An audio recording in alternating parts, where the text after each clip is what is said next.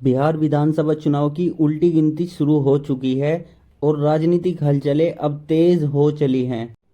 प्रदेश के जातीय समीकरणों को ध्यान में रखते हुए सभी दल नई संभावनाएं टटोल रहे हैं। इसी कड़ी में एआईएमआईएम ऑफ इंडिया मजलिस ए इत्तेहादुल मुस्लिमीन ने अपनी राजनीतिक चालें चलनी शुरू कर दी है। बिहार पार्टी के अध्यक्ष अख्तरुल इमान ने बड़ा संकेत देते हुए आरजेडी और कांग्रेस महागठबंधन में शामिल होने की इच्छा जताई है। एआईएमआईएम ने आरजेडी को भेजा गठबंधन प्रस्ताव।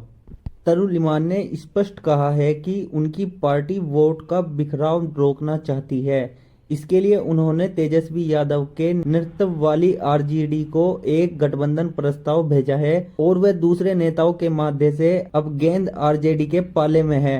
फैसला उन्हें करना है कि एआईएमआईएम को साथ लिया जाए या नहीं। गठबंधन न होने पर थर्ड फ्रंट की तैयारी। एआईएमआईएम के मुख्य नेता ने यह भी स्पष्ट किया है, अगर महागठबंधन उनकी पेशकश को खारिज करता है तो पार्टी थर्ड फ्रंट बनाने की दिशा में अन्य दलों से बातचीत शुरू कर देगी। यह कदम सीधे तौर पर बिहार की चुनावी तस्वीर को नया मोड़ दे सकता है। 2022 की पीठ में खंजर घोंपने वाली घटना बनी अविश्वास की वजह। हालांकि एआईएमआईएम और आरजेडी के बीच आपसी विश्वास की खाई गहरी है।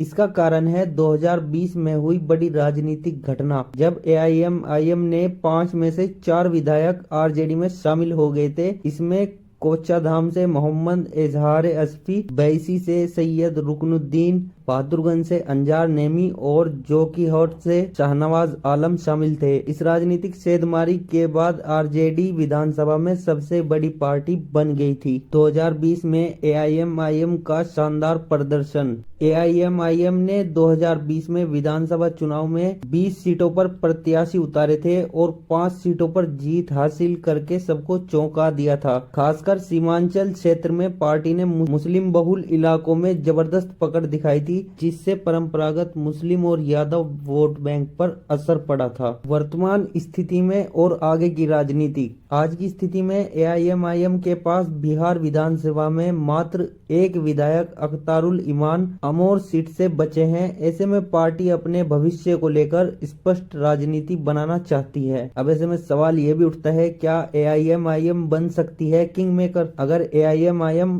को गठबंधन में जगह नहीं मिली तो मुस्लिम वोट बैंक को और मजबूती मिल सकती है, लेकिन अगर यह नहीं होता तो थर्ड फ्रंट की ओर बढ़ता एआईएमआईएम बिहार की चुनावी दिशा को निर्णायक रूप से प्रभावित कर सकता है। इस खबर के मुताबिक आपका क्या मानना है?